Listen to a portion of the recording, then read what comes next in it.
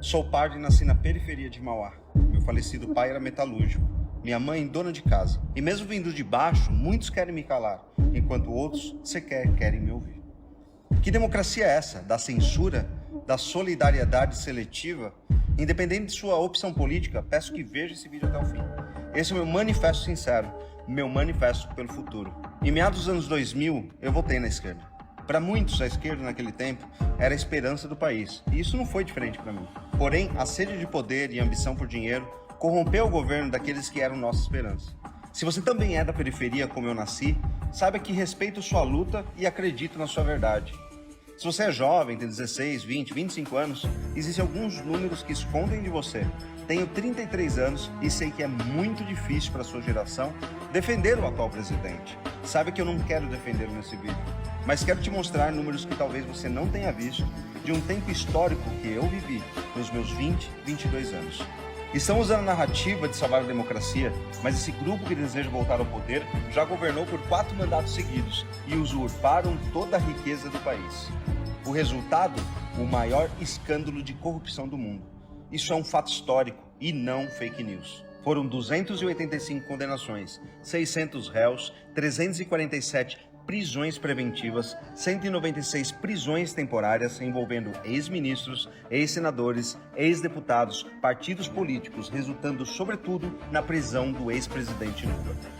Narrativas foram criadas para te fazer esquecer o que aconteceu e pensar que o Brasil do presente é pior que o Brasil do passado. Desculpe-me, mas isso não é verdade. Eu estava lá e, como disse, era votante da esquerda. Para você entender um pouco sobre o governo do passado, em 2010, após 8 anos de governo Lula, estudo do IBGE mostrou que o número de homicídios cresceu em 32% desde a década de 90.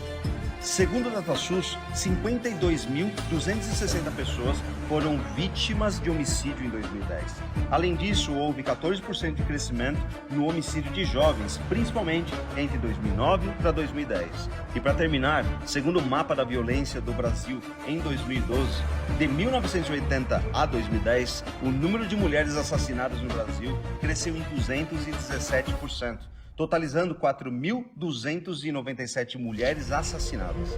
Todo esse período foi coordenado pelo governo PT. Porém, 2021 registrou a menor taxa de homicídios do país desde então, totalizando 47.503 homicídios registrados.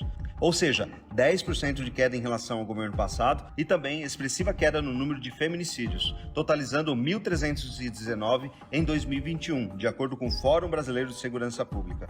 Atualmente, então, morrem 3 vezes menos mulheres do que nos governos anteriores. Sim, o governo da esquerda era mais violento que o governo atual. E não sou eu quem estou dizendo isso, mas o IBGE.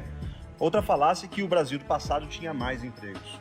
Mesmo diante da pandemia, agosto de 2022 fechou com taxa de desemprego a 8,9%. Para você ter ideia do passado, segundo o IBGE, o desemprego subiu de 6,1% em 1995 para 9,3% em 2005. O legado do governo Dilma fez com que o desemprego no Brasil chegasse a 12,7%. Desde então, o Brasil tem diminuído a taxa de desemprego, apesar de herdar o rombo econômico decorrente dos escândalos de corrupção. Mas fazem você pensar que é o contrário. Aliás, o PIB do Brasil no governo Dilma entrou em recessão.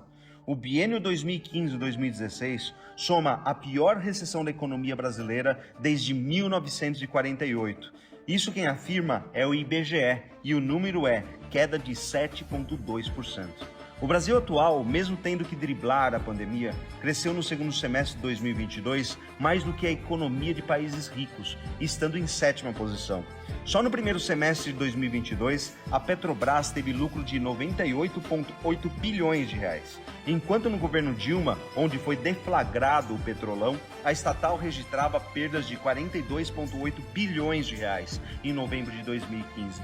Isso é tão sério que os condenados por corrupção devolveram aproximadamente 6 bilhões de reais para a empresa. É isso mesmo que você viu. Foi devolvido 6 bilhões de reais para a empresa. E ainda tem gente que diz que não houve corrupção. Outra coisa importante é que 11 bilhões de reais foram destinados para Cuba e Venezuela via BNDES, países cujas ditaduras de esquerda deram um calote no Brasil. Dinheiro que deveria ter sido investido no nosso país, em nossa infraestrutura de saúde, na nossa segurança e nossa educação. Agora eu quero te fazer uma pergunta. Se um prato cair no chão e quebrar, mesmo que você cole todos os pedaços, ele vai ser o mesmo? Pois bem, as rachaduras ficarão aparentes, e isso se chama confiança. É impossível recuperar confiança após todos esses episódios. O que está em jogo não é sobre Lula ou Bolsonaro. Você tem o direito de gostar de qualquer um deles. E eu não sou ninguém para te criticar ou criticar a sua decisão. Você que me escuta, a ideologia por trás daqueles que quase destruíram o Brasil já destruíram países como Venezuela, Nicarágua, Argentina e está prestes a destruir o Chile. Países que eram ricos, mas hoje tem milhões de pessoas passando fome, tendo que comer lixo na rua enquanto os governantes comem carne de primeira. Economicamente, o Brasil está saindo da crise e em diversas áreas já é melhor do que todos os governos que o Brasil já teve. Eu sei que talvez você não concorde, que talvez uma área muito importante para você não está indo bem.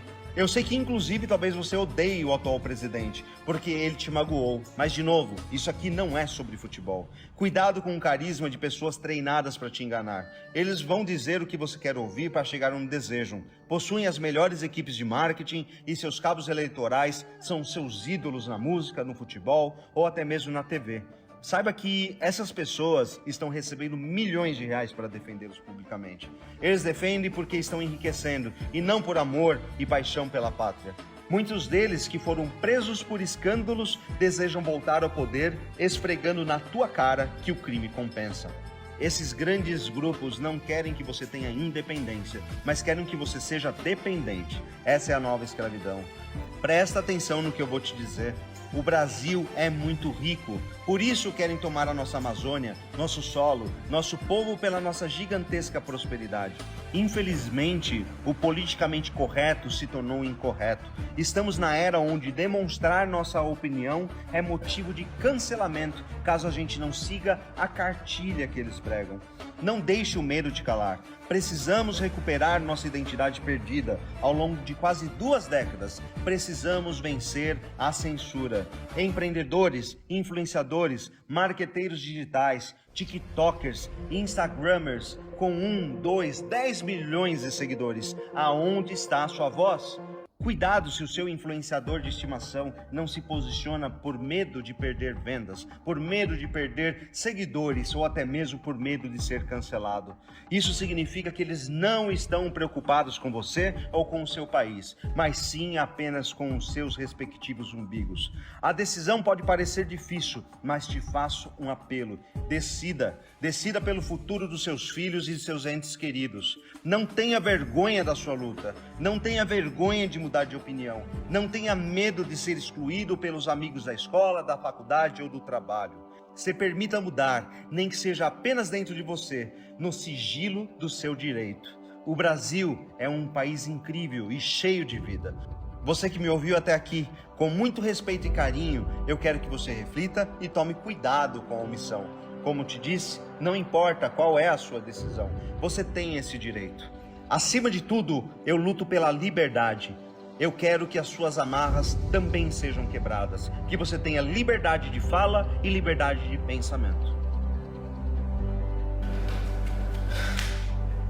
Eu sou Rafa Prado, afrodescendente, nascido na periferia. Meu falecido pai era metalúrgico, minha mãe dona de casa.